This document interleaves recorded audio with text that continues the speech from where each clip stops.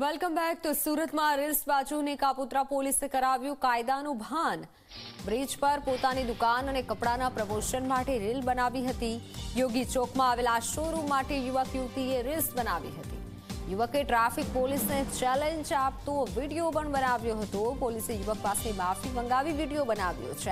આ વિડીયો જુઓ કે જ્યાં બ્રિજ ઉપર આ રીતે એક મહિલાએ રીલ બનાવી હતી અને પોલીસને ચેલેન્જ આપી હતી.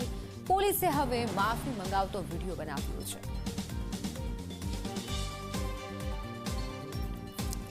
તો બંને વિડીયો અમે આપને બતાવી રહ્યા છે. એક તરફ જ્યાં પહેલા સ્ટંટબાજી કરી, પોલીસને ચેલેન્જ ફેંકી અને બ્રિજ ઉપર આ રીતે વિડીયો બનાવ્યો હતો, શો ઓફ કર્યો હતો અને પોલીસે હવે કાયદાનું ભાન કરાવ્યું છે અને માફી મંગાવતો વિડીયો બનાવ્યો છે.